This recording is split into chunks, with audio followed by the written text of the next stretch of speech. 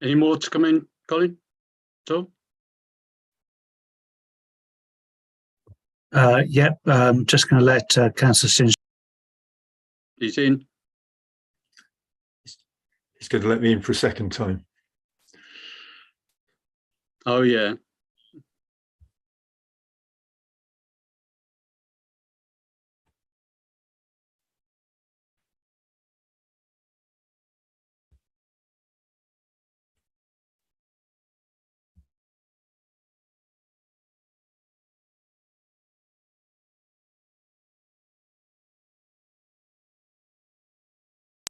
That's all live streaming now. Okay, thank you very much. I'll begin. Welcome everyone to the Haverhill Town Council Planning Working Party. Item number 1, to note this working party has no delegated authority and may only make recommendations to full council. Urgent action may be taken under delegated authority given to the clerk and the chair. Item 2, apologies for absence. Vicky? Councillor Bruce Davidson. Thank you. Item 3, declarations of interest and request for dispensation. Anyone? Councillor Stitchcombe? I think it's item 7. I have to declare that I'm a customer of the client of Clark as they're building this for 3. So I don't think we need to vote on this, but if we feel the need, I will abstain from voting. Okay. Anyone else? No? Okay. Item 4, minutes of the previous meeting, 31st of January. Vicky, could you put it up, please?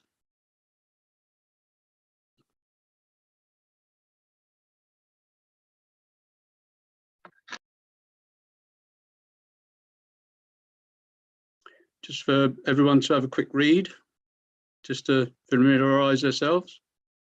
I expect you've all seen it.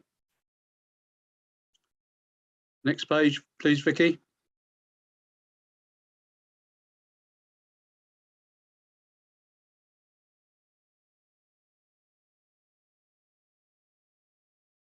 Next page, please.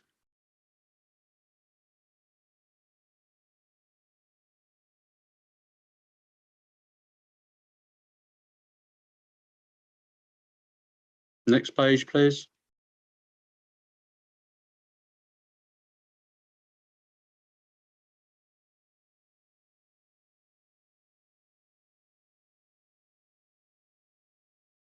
Rather good meeting, Scott, with Havebury.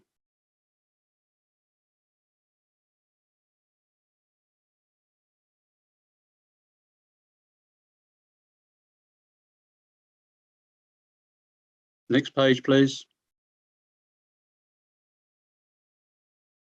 That's the last page, Councillor Hammond. Thank you. May I have a proposer please, and a seconder that I'd sign these as a true record. Councillor Lucarini and seconded by Councillor Liz Smith. All those in favour, please show. That's carried. Thank you very much. Item 5, matter arising from those minutes. Anyone got any matters arising? If so, we'll show it again. No? Okay, thank you very much. Item 6, which is street naming. To confirm street names as per circulated email. Any comments, anyone on this, please? Anyone? No? Councillor Burns. Only to reiterate, these are the same names that we already submitted, who are World War II, not veterans. They were killed in the Second World War, and are in the cemetery. Okay. Is everyone in favour of that? Yeah. Yeah. Okay. You got that, Vicky? Yeah. Okay. Thank you. Item 7, Clark Telecom Limited to consider reconsultation for proposed radio mast. Radio base station at Beaumont Vale, Haverhill. Details circulated prior to the meeting. Any comments on this, please? Councillor Burns, then Councillor Brown. Well, this is going to be a monstrosity, isn't it, in the middle of people's houses. It's fully understood that we need more coverage, although it doesn't even mention 5G. It just mentions 3G and 4G, and 3G is on its way out anyway. It's worthwhile noting, because it's more than 15 metres high, it has to go through planning permission anyway. It is not just a consultation. So they have to put a planning application in regardless of this. So it should, I suggest that, unless the committee has any comments, is that the only comment would be, apart from the thing that it has to go through planning permission. You know, we don't even know who owns this land. West Suffolk say they don't own it, but equally they maintain it. I think it might be owned by West Suffolk. I need to get onto the land registry and find out.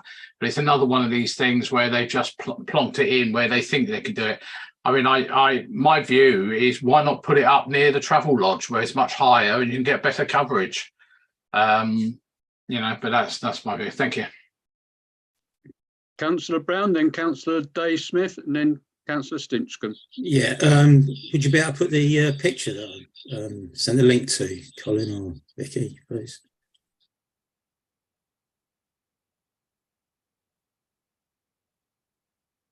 Are you doing it, Colin, or shall I? I don't have it to hand, so if you can do it, that'd be great. Yeah. The one you sent earlier, Tony? Yeah, that's it, please, yeah.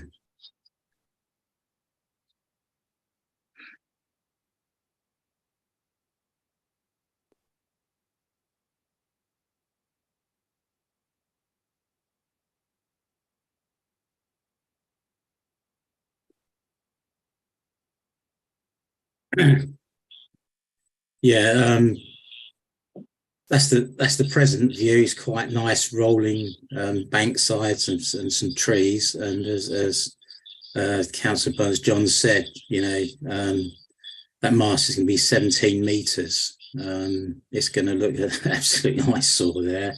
I really feel sorry for, you know, the residents having to look at what is fundamentally industrial architecture on that corner there, and to add insult to injury, from what I read, they're going to have to trim the trees down as well, so that it doesn't interfere with the antenna signal. So, yeah, I just think it's wholly in the wrong place. And as Councillor Burns said, the industrial estate's further up. There's plenty of other places. I know they've said they've looked, but they all tended to be on, you know, free land, i.e., you know, council-owned land. There's a lot of land, you know, just to the south of there, up on the industrial estate. I'm sure they could find somewhere without plonking something like that on, you know, the entrance to, you know, what is a, you know, nice little housing estate. So, yeah, major reservations on that. Thanks. Thank you. Councillor Dave Smith, and then Councillor Stinchcombe. Yeah, I was concerned about, I think you said 17 metres the size of this, and it was pointed out to me a couple of weeks ago that that's the height of the epicentre. So it is a large construction, what the word is. And again, it is amongst the houses, isn't it? It's residential area. As Councillor Brown said, they have looked at other sites further up the road, but they were even closer to houses, or their excuses, there's problems with service cables or whatever, haven't been able to sort of secure the land, various excuses. But yeah, we know that there is a problem with signal in the centre of town. I know, because every time I drive through, my radio cuts out. So we know there's an issue. Well, we need better coverage, but there's got to be a better site than this, surely.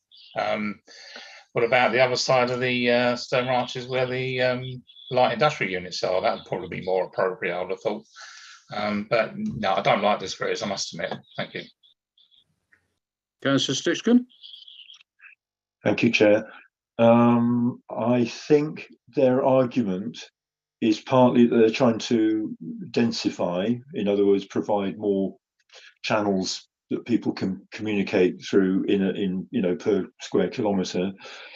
And you might think they could put that almost anywhere within a half-kilometre radius, but of course they're trying to space it away from any existing mastage which they operate, and that's not very easy to discover, actually. I mean, I can see various stuff showing up when I use the 3 service on my phone, but I'm still not sure what they use exactly where. I've even been out to look for masts and not even been able to find where they are. But the other thing is that although they're only proposing to upgrade the 4G or 3G and 4G at the moment, they are trying to put it somewhere. They explicitly say this somewhere in their letter, I think.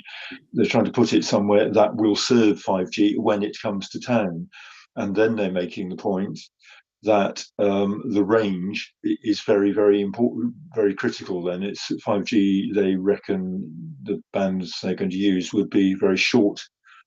They'd be very high capacity, but they would be very short range, and they need, high signal strength in particular areas. So it wouldn't necessarily, and we don't know what other plans they've got for, in a few years' time or within a year or so, adding more masts elsewhere. So this mast may not be quite as flexible in where they can stick it as people are suggesting. That's all I have to say. Thank you. Councillor Greenie? Yeah, Alan is dead right. These masks are going to be popping up all over the place. This is not going to be the first. Not going to be last. Sorry. They are needed to be fairly close together. 5G signals don't travel very far, and if Haverhill wants 5G coverage, there will be lots of these appearing on residential streets. They're 5G monopoles, so they're slimmer than a normal mobile phone mast. But yeah, they're not particularly attractive. Sometimes they paint them green, and there has been attempts by other mobile phone companies to disguise them as kind of telegraph poles, but they still stand out at the end of the day. In terms of this location, it's probably not the best. It is going to be pretty obvious on the middle of that green, but like they say in their letter, they are probably telling the truth when they say positioning is going to be fairly limited. Yeah, but I would expect a lot more of these applications coming through soon. Thank you. What's foxing me is what Councillor Brown said about trimming the trees. If you trim the trees, they still grow again. And I can't see them keep coming back and trimming them. Surely this is the wrong space, wrong area. If they're putting them near trees that they have to keep trimming, they're just making it after themselves. And I can't. Or if they don't come back, and people be complaining about not getting the signal. So maybe they need to look somewhere else, somewhere away from trees at least. Right, where are we going from this then? Okay, Vicky, can you take that down now, please? Thank you.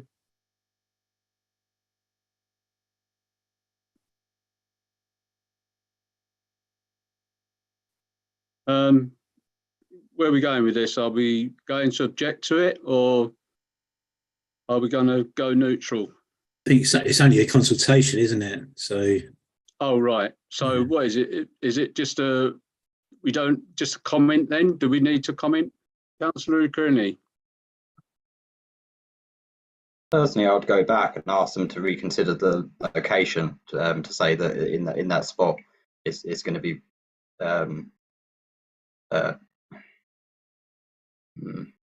it's going to obstruct that area and that view. There must be somewhere slightly less obvious they can place it. But I don't think there's any point objecting to it personally. Haverhill does need 5G coverage. We're slowly moving towards 2G and 3G being turned off, so we've got to look forward to some extent. But ultimately, like John says, it will go for, if they're going to go ahead, it will be a full planning application. So we'll have a chance to then comment again. Do we need to put the too close to trees as well, Councillor Brown? Not really. Well, I'm not happy with that location anyway, full stop. So the trees having to be, trimmed down, that's part of the vista of that close. Now they're going to have their trees, lowered and kept lowered. To me, I'm sure there is other locations, that they could put it. I know Aaron has said that, and Alan around, it's got a limited signal. So in some ways we are restricted to where they can go, but I'm sure, there's the bank at the back of the railway walk. As someone said, the industrial units down near Stone Arches, further up the road, towards the industrial estate.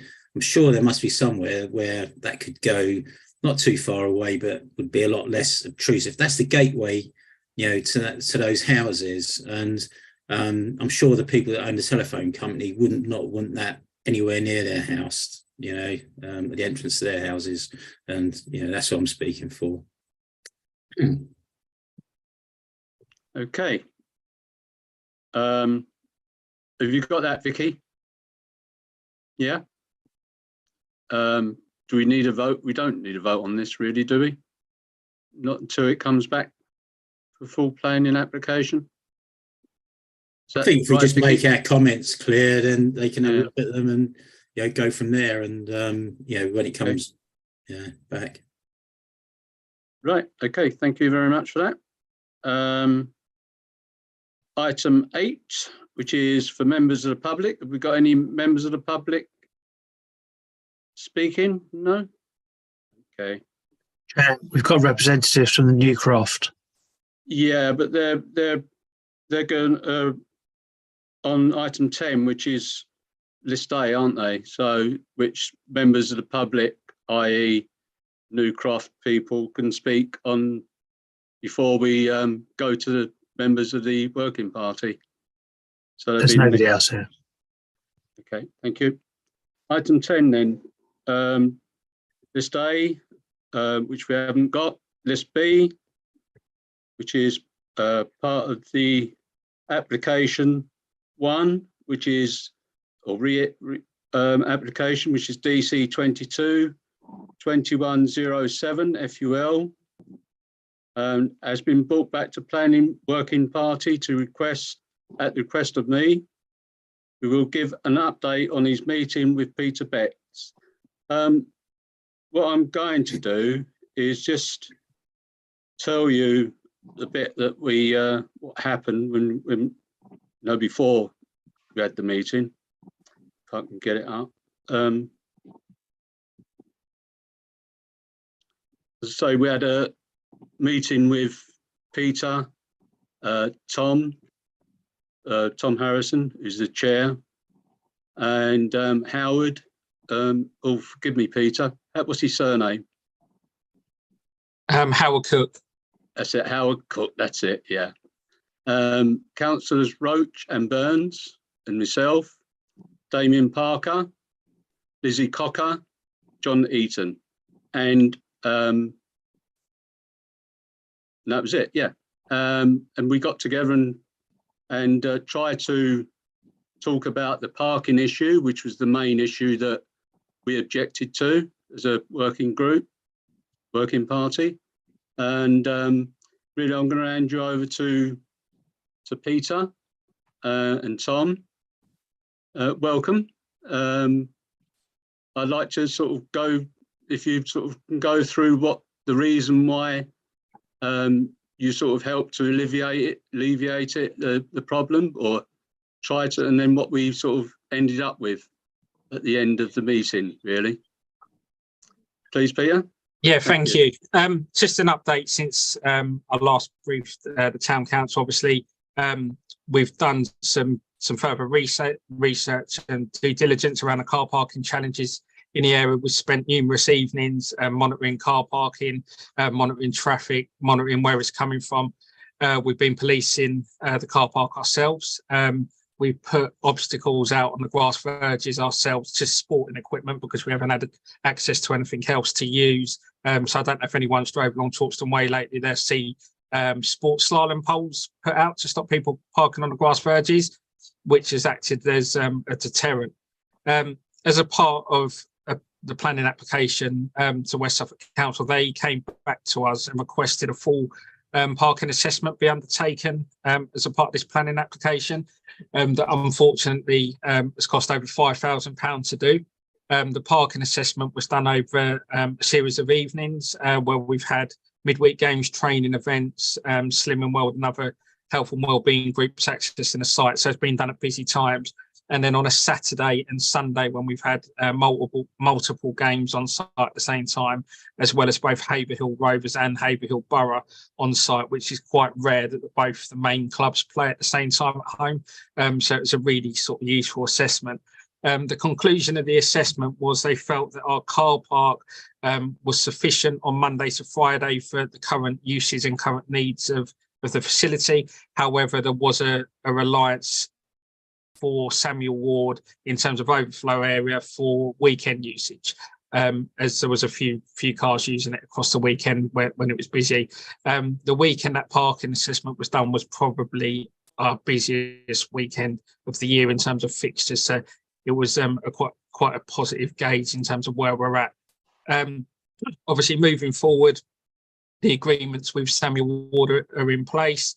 We've got a post-16 education programme that's being launched, which is a fantastic opportunity for people in Haverhill and also reduces the cost of travel for students 16 plus having to pay for bus passes to Cambridge, to Bury St Edmunds and Sudbury, by offering that academic programme in Haverhill. So we're really positive about that. And as I spoke about the last meeting, having that car park now to support our evening usage of a potential new 3G pitch as proposed will obviously is more than adequate for what we require now. So I think from a car parking element, we're really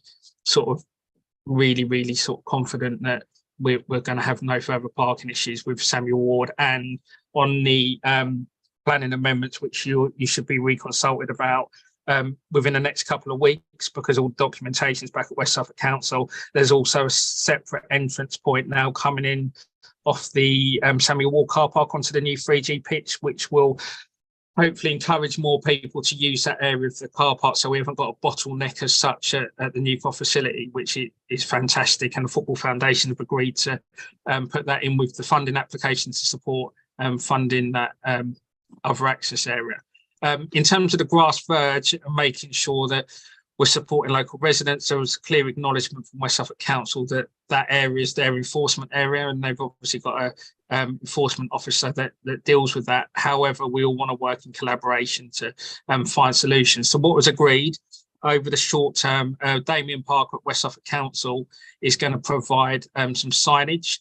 We were fortunate enough in the past that Councillor Brown was really kind in terms of offering some stakes and signage previously to try and combat that problem. And unfortunately, the local sort of youths and other people didn't show the signs the respect they deserve. So we discussed that in the meeting. That was going to be the first port of call, was to put additional signage funded by West Suffolk Council out on the grass verges to hopefully get the message out there.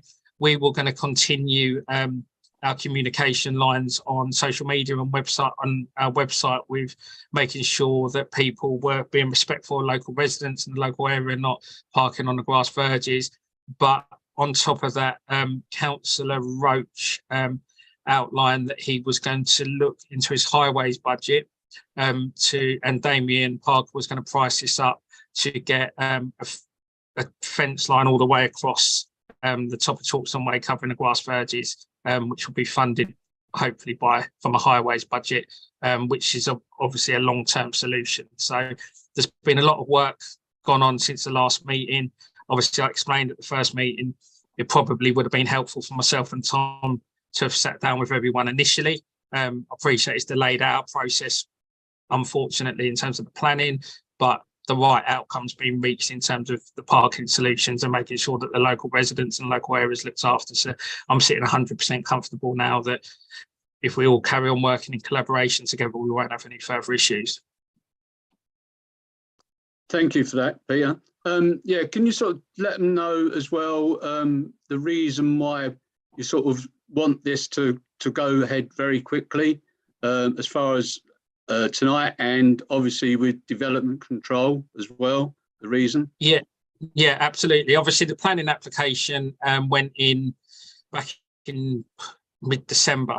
We were hoping for a planning outcome in February, but obviously because of the couple of issues that were raised around parking and noise, which has also been dealt with via a noise assessment and an agreement that an acoustic fence was going to be put up in the northwest corner to deal with any potential noise issues with Churchill Avenue, which obviously backs on behind the northwest corner of the facility and behind Samuel Ward. We've obviously had numerous delays. So unfortunately, we were hoping initially to have a planning outcome by the 10th of February. It's now unlikely, or it's not likely this is going to be heard at the March planning meeting, which has now delayed the situation even further. So the Football Foundation are hearing a grant application bid in April. We're hoping, subject to West Suffolk Council's planning officer and the reconsultation period, that it will be heard at the April planning meeting with an outcome hopefully being received at the end of April. Potential delay could be really, really challenging for us as a site, for the local community, because we're maximised at the moment. There's local users that need to access the site, need to access the pitch to carry on playing and undertake their activities. And we'd also planned it around these works being taking place in the off season between May and September. And with construction traffic obviously coming in via Chalkston Way onto the site during the summer period, when obviously schools are on summer holidays, there's no football provision, it just works really well and really smoothly. But all of a sudden we have a further delay, and that construction work takes place in September, October, for example. We've then got further challenges with the weather, which I appreciate is uncontrollable. But we've also got school traffic to contend with alongside construction work, school people on the site, and the football season's restarted, and then we've got to try and find external venues. And also we might have a block on people being able to access participation in terms of venue access. So the need for a prompt response from planning and a positive outcome now in April is really critical. Thank you very much, Peter, for that.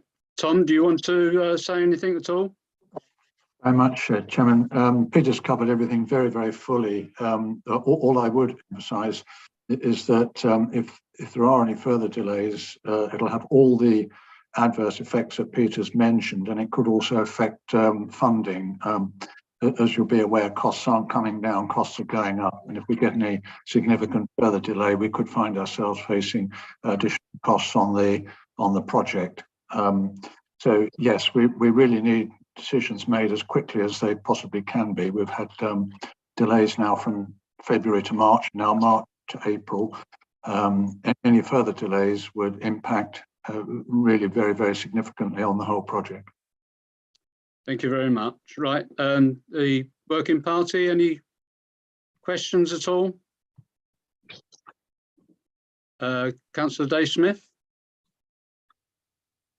Yeah, thanks, Jack. On your parking survey, it mentioned, I think, that one of the days you did was a Saturday afternoon, and you said you added on like the 52 people maximum cars you said will be using Samuel Ward on top of the usage for the other car park. I think previously you said that you wouldn't be using that new pitch at the same time as the other pitch has been used. Is that correct? So yeah, so that wouldn't really come into it, would it? Not on a Saturday afternoon, no. But obviously on a Saturday morning, when the overflow car park was being used on the day the assessment was taking place, there was multiple games taking place across all the pitches and the grass pitches, and we also had a JPL fixture which wouldn't normally be in that time frame. So it was a pretty good gauge for us in terms of where we're at. Okay, just one more thing. Was any when you did the survey, was any consideration taken to people actually parking on street in the surrounding streets, residential streets? I know you've mentioned about the grass verge, but was that looked at all? I mean, it's very difficult to police from your point of view. Absolutely. I think obviously there's I would like to see some signage put up. Obviously, it's not our responsibility, but I think that would to show the residents a bit of respect from that side of things. But we have monitored that ourselves when we've been policing the area. I know the parking assessment camera, one of them was located so you could see when people were turning in, but it wasn't mentioned in the assessment report. I think a few people have used it as drop-off points and then turned around on the opposite side of the road. I think, if I'm being honest, the positive around this new facility, new development in terms of drop-off points for parents is the turning circle at Samuel Ward is going to be right next to where the new entrance is. So it'll be so much easier for parents to rotate around that turning circle and then go straight back out to Chalkston Way. Good. Yeah, well, sorry you had to go through all this trouble, but obviously you have to realise, we've got to think of our residents when we look at these applications. But wish you all the best. Thank you very much. Thank you. Councillor Brown? Yeah, thanks, Peter and Tom, for coming along again. I mean, you came down to the leisure meeting, which is really helpful. I did go up and see Peter up at the Croft a couple of weeks ago. So, yeah, you've done a good amount of work. I'm a lot more assured that things are going to work well up there now. Absolutely. There's a big commitment from the club and all the partners in what's going on up there that we've got to sort this out, and I think working together, as you said, we will. Especially what you're doing around social media. I think that's really critical about just saying to people, pointing them in the direction of the Samuel Ward car park. I mean, it'll get through in the end, and then hopefully with the signage as well, the message you get through to people. I know you want to spend your time running the club and all the good stuff you do there. But I say if in the early days, someone just go out there at busy time just to sort of point people in the right direction, that would be really, really appreciated. But no, I'm 100% happy, with what you're doing up there, and fully support what you're doing. And thanks for all your hard work in the club. So yeah, well done. Yeah, brilliant. Thank you. Yeah. Councillor Burns. Yeah. Again. I have studied the traffic assessment for £5,000. I think they've overcharged you for it, I have to say. It's a shame that the survey was only done on basically 2 days, the Saturday and the Thursday, after you'd taken the action to put things out there, because obviously, I've counted 78 vehicles parked on the Great Grass Verge on a Saturday morning. So that doesn't equate to what they've come up with figures for, what have moved into Samuel Ward. So there are some concerns I have over that. I've also got concerns that we're going to have to, CPE is not the solution to the parking problem, as I said at that meeting. It is a result of it being introduced, which prior to that was obviously a police issue. And we have enough problems with CPE around town, as you know. But having said that, the last couple of weeks, 2-3 weeks, there's not been any problems. Whether that's because you put those poles up, I don't know. I know you've been out, Peter, doing your bit for several hours, which is not the best thing of your time, of course. So I think it's a case of, you have this agreement with Sam Ward, which obviously you had before, whether it's the turning circle or whether it's actually parking in the parking bays in the car park next to it, is neither here nor there. It's still a short distance.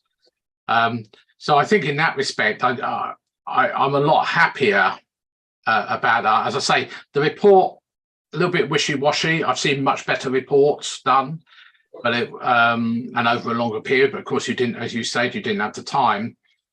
The other things, obviously, that are being brought up are the noise, the lighting, the flooding. That's your problem. The noise is, is being suggested about acoustic fencing. I don't necessarily agree with their suggestion of how high this stuff should be. Sound travels in a straight line. It doesn't bounce over the top of an acoustic fence. It certainly didn't when I was at school anyway. So I'm a lot happier about those sort of things. And Alan's going to probably contradict me on that. But not in the sense of what we're doing. I understand from what Peter's saying, there's not going to be, I'm going to call it a grandstand. It's not a grandstand, but you know what I mean? Like you have on the other 3G pitch, there's not going to be one of those there. So you won't have people congregating, potentially shouting or anything. But I think, as I said all along, it's very important the neighbours are told what is going on, particularly in Churchill Avenue, although it is a little bit of a distance away. They're probably going to be the most affected by any of this. So I think it's just continue with your customer relations, if that's what you want to call it. And hopefully, as you say, April 5th is I'm surprised they can't do it for the March meeting, a little bit surprising. But I guess it is only 2 weeks away. But April 5th is the next one. But, you know, if you're all ready to go for that April 5th meeting, you know, assuming you get permission, I think you won't, you know, if everything's planned and there's no real conditions that stop you doing your work, then hopefully, you know, you'll be able to get on with it before and have it all done in the closed season. Thank you.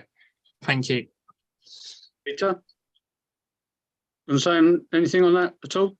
No, absolutely fine. Appreciate the comments, take them on board. I think we're obviously disappointed at our end that this is not being heard in the March meeting, but unfortunately the West Suffolk Council Planning Officer, I think, has got a heavy workload and doesn't feel she can get the paperwork that's already been submitted on her desk out for reconsultation within a 2-week period before the March meeting. So we're going to have to respect that and obviously wait until the 5th of April.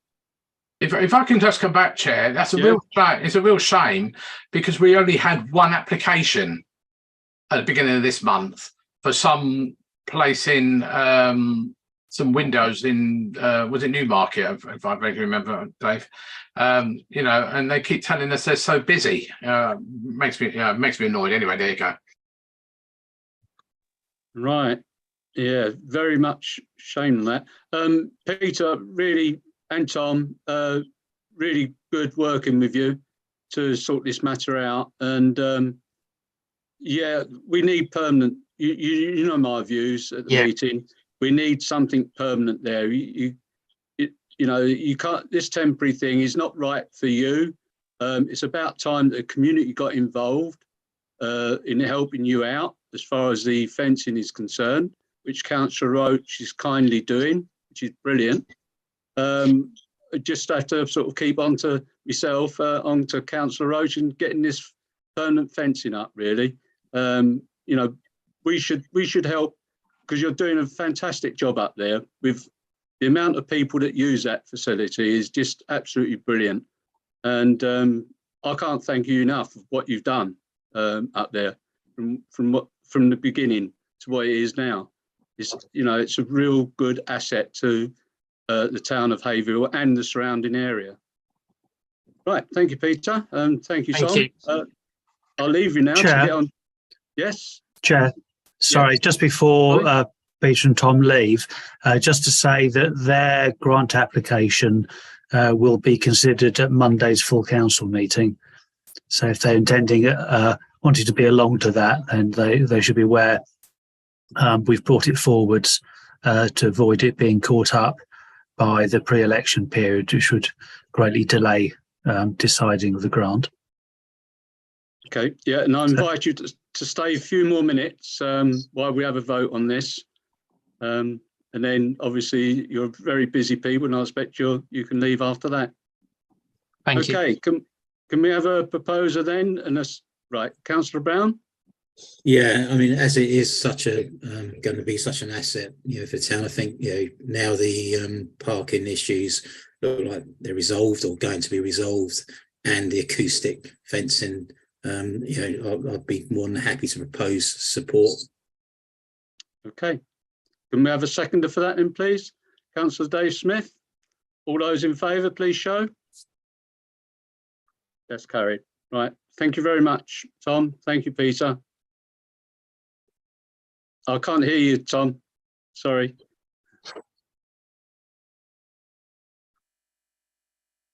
You are unmuted as well. Now unmute yourself, see if it works. That's it, yeah. I'm sorry, yes. Well, just to say thank you to all the councillors for their contribution to this issue. It's been enormously difficult, obviously, particularly for Peter, who's had to work his way through it. I was trying to say earlier, but I'd obviously muted myself. We are having a meeting, I think, in 3 months. So we're continuing to work with Haverhill Town Council as we go forward.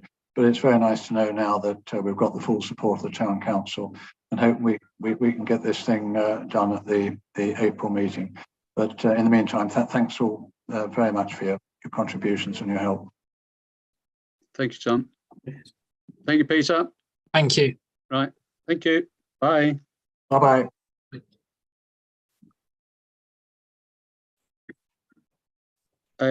Application 2, which is DC.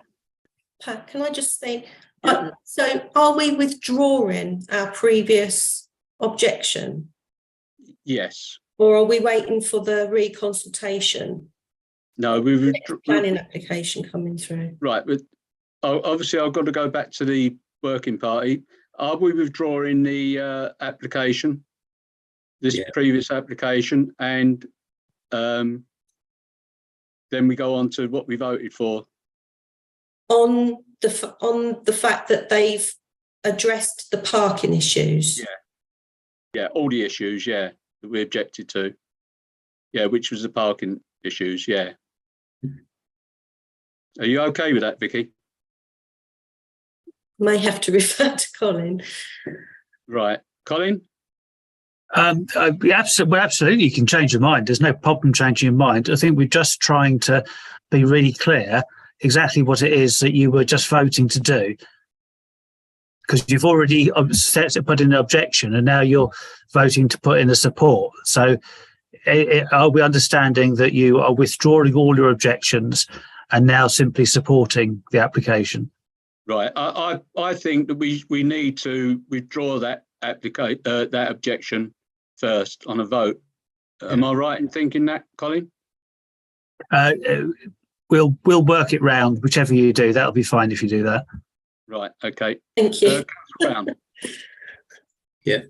To be fair, I'm sure that if Peter and Tom had come along to the first meeting that we had and explained exactly what was going on in the situation around, the extra parking at Samuel Ward, etc.,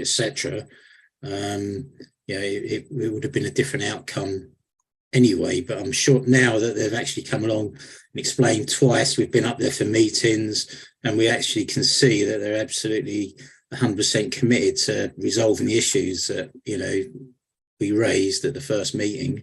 I'm more than happy to, personally, I don't know if speaking for everyone, withdraw our objection. To be fair, I'd like to help them as much as we can. We should do. Really. Is that a proposal, Tony? If everyone's happy with that, yeah. Can I have a seconder for that then, please? Councillor Dave Smith? Okay. All those in favour, please show withdrawal. Yeah.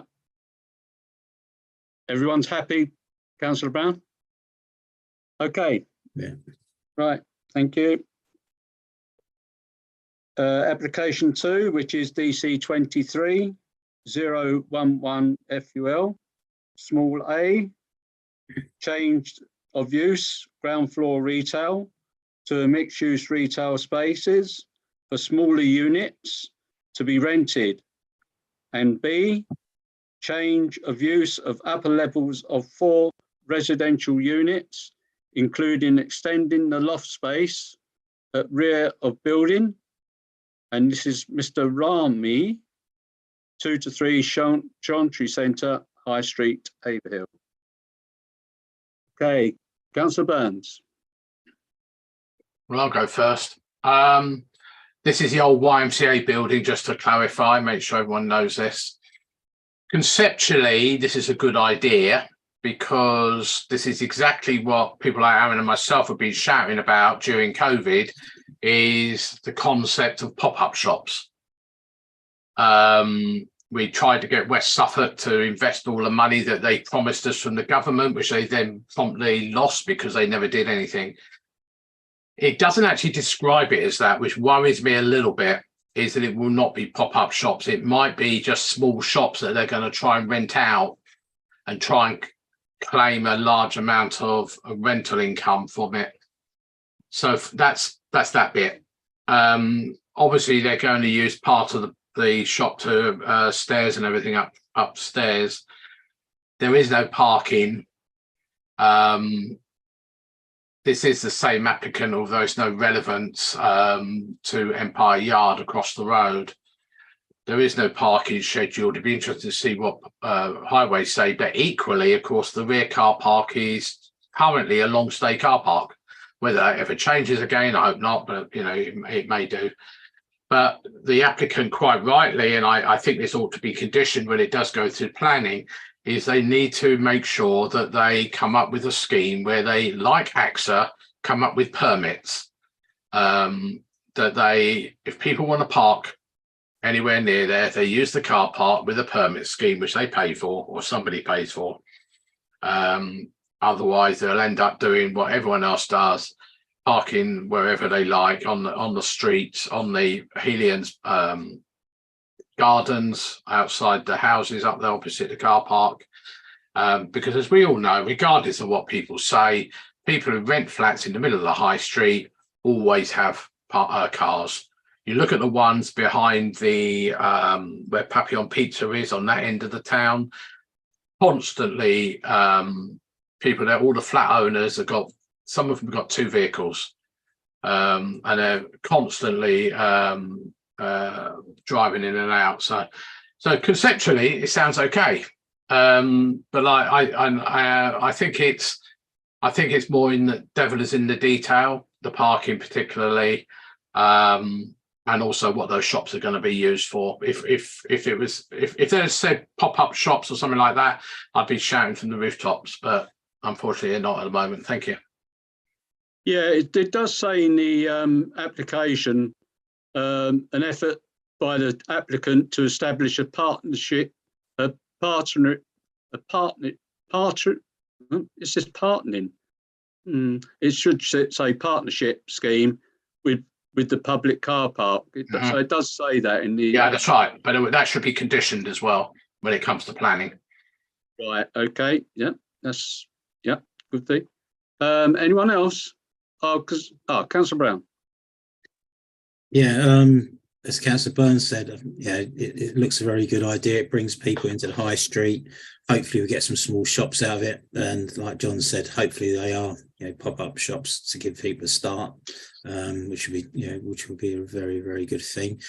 My only potential concern is room size. I couldn't work out from the graph sort of thing there what the size of the rooms were. It's totally confusing. It does say it on there, the size of the rooms, Councillor Brown. Yeah, I see it. It was on there, but I couldn't understand the format. To be fair, I couldn't actually understand, what it actually meant. Yeah, it does look confusing. They're 2-storey. They're 2-storey. No, exactly. But there was A, B, and it didn't work. It didn't look well to me anyway. I couldn't really make head nor tail of it. So if there's a better person on here that has understood it and could recommend me what they think it is, that'd be brilliant. Yeah, you are right. I found that the unit 4 was the one that was 6 square meters below minimum size standard. That's the only one that I found is unit 4, and I've seen Councillor Stitchcombe is nodding in agreement.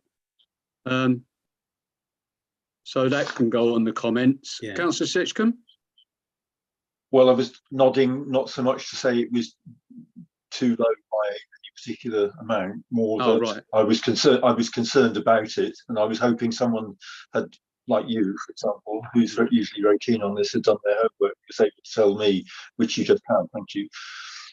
My concern was really that units 1 and 2 have downstairs WC/shower rooms, which are microscopic. I've just been trying to help someone fit a downstairs combo like that into their existing house as an extra facility.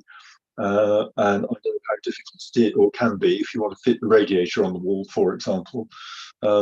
You know, you've run out of wall in such a tiny room, and indeed those downstairs facilities are smaller than either of their upstairs facilities. You know, I mean, just, you know, it's none of our business really. It's more down to building regulations, I suppose. But I just don't see how you can really usefully get a WC shower combo into the tiny rooms. And units 3 and 4, did anyone notice they don't even have a shower room designated?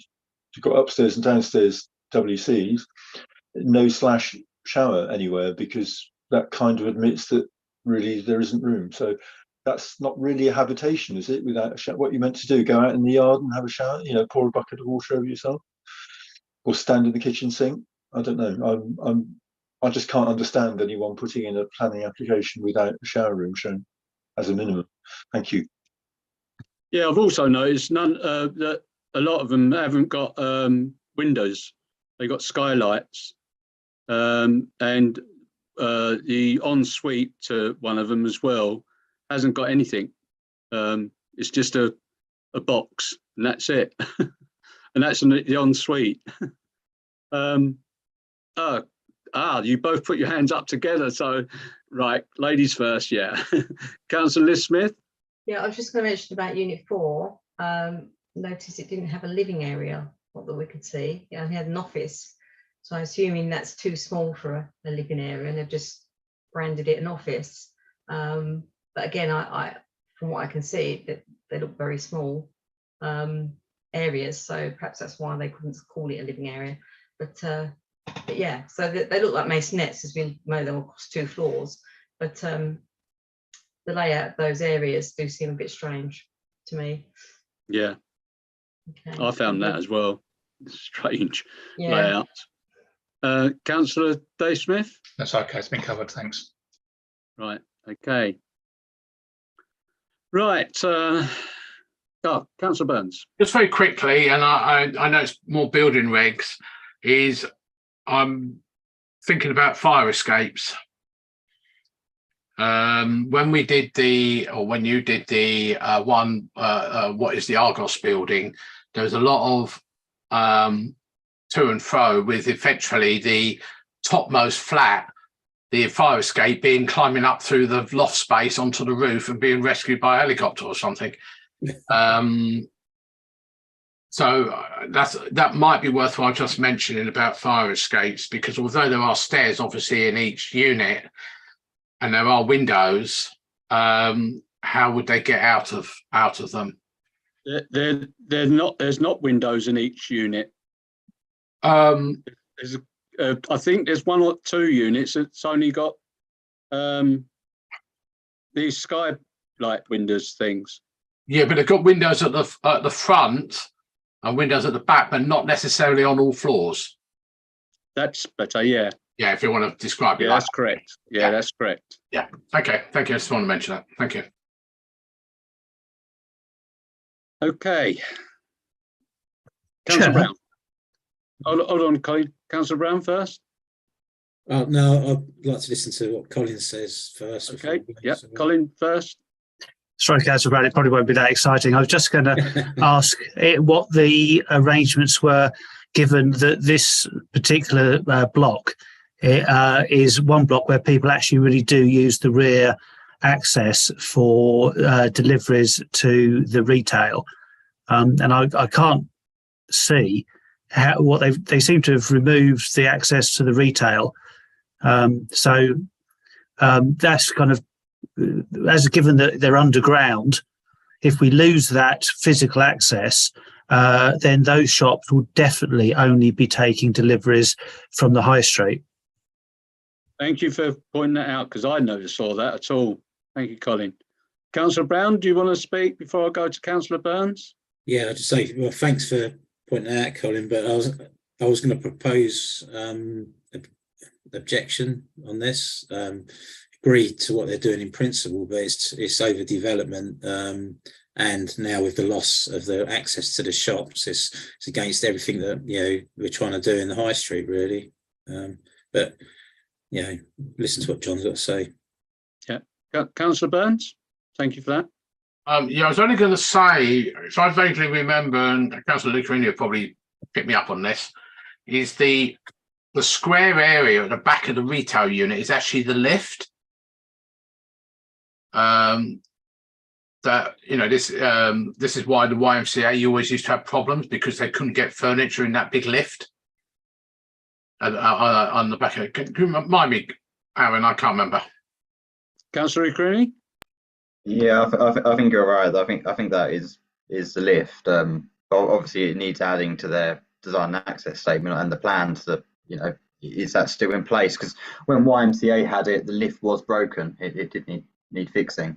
The only thing I will say just on this application, you know, I'm fairly supportive of it. I had forgotten it was underground. So that's well pointed out by Colin about the rear access. That needs sorting, because we don't want to lose that. But I am wary that, you know, there is a chance that landlords could start trying to convert shops into flats. So it's quite nice to see an application where we're going to save a shop unit and make it smaller and hopefully more affordable. So I'm in a funny position on this one. You know, I'm still against, you know, it'd be nice to see parking. You know, where's the solution to that? But I am supportive of the actual shop units. I think that would be really good for our town centre at the moment. Okay, Councillor Dave Smith. It's picking up on the point what Councillor Burns mentioned about the lift. On the plans on the first floor, it looks like there's an access to Helian's service road there. So if that was a lift there, that would be blocking off the entrance to the rest of the flats, wouldn't it? Or am I reading that wrong? Because that's the yeah. I don't know if anybody can. Councillor Burns is looking at the moment. Councillor Smith.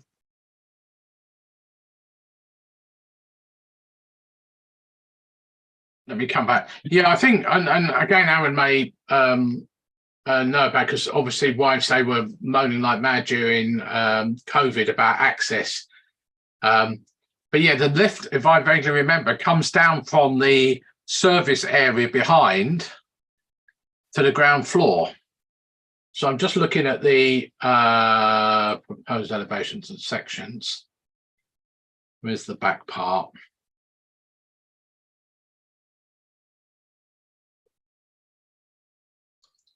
So wondering where the units are. As you say, that block at the end of that is a lift. Looking at the trying to superimpose it in my mind on the first floor over that, where the access is. That seems to be where that lift would come up. And if that lift comes up, how is that an access to the rest of the building as proposed on the plans, like to the 4 units? It's not clear, is it? That's me clearer. Can we get Google Street Scene up for Brook Service Road? Have a quick look. It's not very clear on Google Maps. Helian Service Road. Helian, Yeah, sorry, yeah. There's no street view of that part, and it's not very clear on satellite either. Yeah.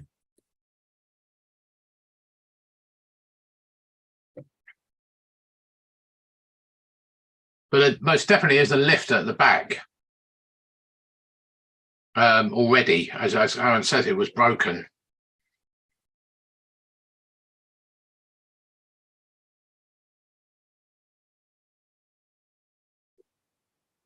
Access to retail. So what are you saying then? Are we saying that the lift is interfering with the access of getting to the flats? Is that what we're sort of going towards? Is that what it is? We don't really know. No, that's what I'm not clear on. You know, it's not clear. So we need a question mark on that then. Yeah,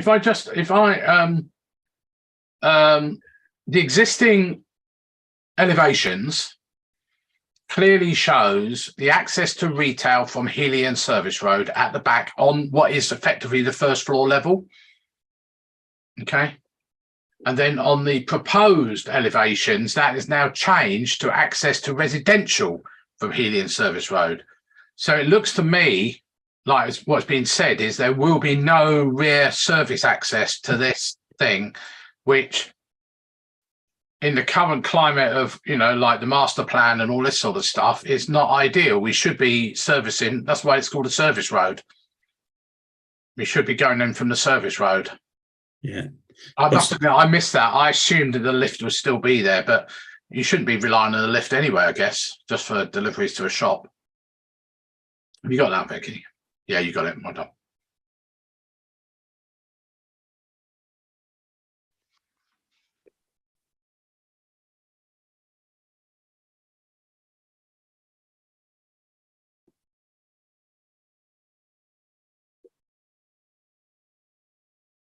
So that top right picture shows the proposed access to the residential now, with the line that's off to the right.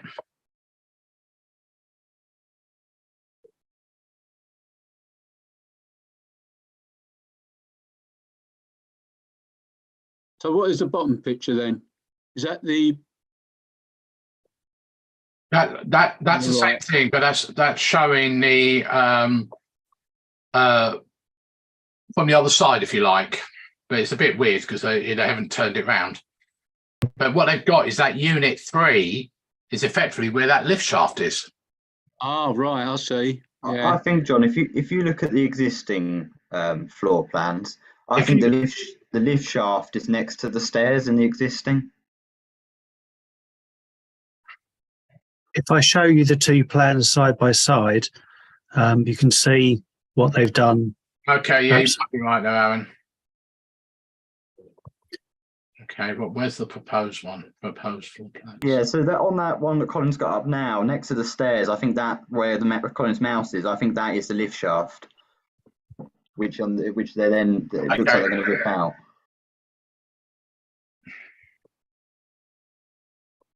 Yes, they are planning to rip it out. But we can't. That will definitely do away with rear access then, won't it? Yeah, yeah.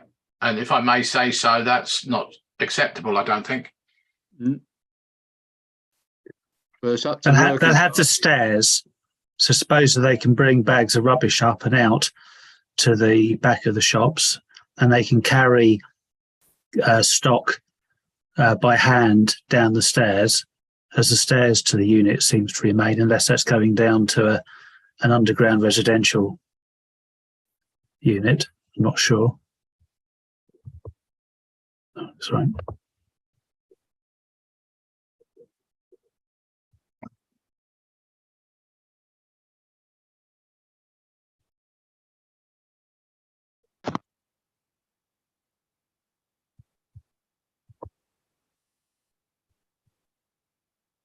Right. Okay. We're much clearer now on this. So, Councillor Brown, you're the original proposer. Yeah. You're still objecting on them? Yeah, I would say that we wholeheartedly agree with, you know, in principle, you know, the shops and, you know, what they're doing, but, you know, due to the, you know, lack of the rear access or potentially rear access, and obviously, where would vans park that were making deliveries and things like that? So, you know, and you're still going for the over development as well? Yeah, well, as Alan said, imagine having flats without the room to have a shower in. It's absolutely, yeah, it's not. I don't know what goes through people's minds. To be fair, I would never go for anywhere that didn't have a means of people having a shower, and it's not. Yeah, and obviously on my hat, the minimum size as well on 4 is too small. Yeah. So I mean, if they can rearrange stuff and whatever, absolutely support it. But I'm not going to support it just because it's got a couple of shops or whatever in there. But then for all the other reasons, no, I'm not personally. Yeah. Okay, Councillor Smith. I was just going to say I'll second that. Right. Everything that Tony's just said. So I'm happy to do so. Thank you. Thank you. Thank you for that. Right, all those in favour, please show.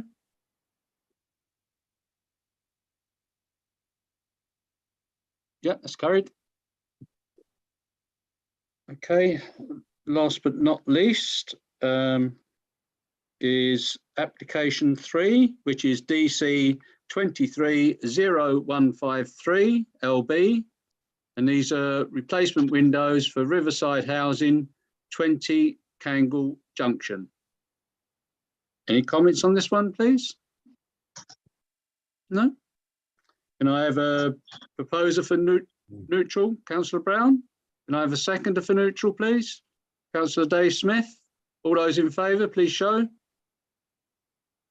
Thank you.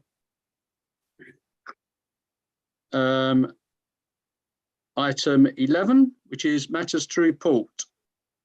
Any matters to report? No. Councillor Dave Smith and then Councillor Burns. Just to say, I got an email asking for comments on the proposed solar farm or Rookwood Way, which we spoke about before, where they're using some of the industrial land to sort of put solar panels in for their own use. We have spoken about this before, but it's now gone in as an official plan, so that'll come up soon. Thank you. Councillor Burns and then Councillor Brown. So I was a bit late putting my hand up because I was still looking at the Cangle one. It was just interesting how that compares to the one we looked at in Newmarket recently. But this is actually a listed building. Yeah, Lidl's. I went down there the other day. I need to study it. It looks like they might be doing work on the footpath, but equally, when I had a look round, it looked like they were running new drains as well. So it may not be the footpath that we're all hoping for. They don't seem to have done anything in terms of putting a delineated footpath there yet. But I'll give them a couple of weeks and see what they come up with. So that's that. In terms of the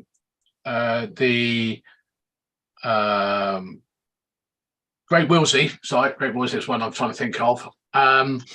Just to let you know, they've had about 55 occupations to date, and its sales have slowed down tremendously. I keep being told by people they stopped working, but according to them, they're not. They're actually working on the next phase as well. So, and apparently the roundabout on Chalkstone Way is not far off being adopted by highways. And we're still waiting to hear about all the what's called the S278 stuff, which is like the traffic lights at the end of Chalkstone Way and all that sort of stuff. Waiting to hear about that. And finally, I've moaned about the Vixen pub, which is still up for sale. Of course, the price has come down.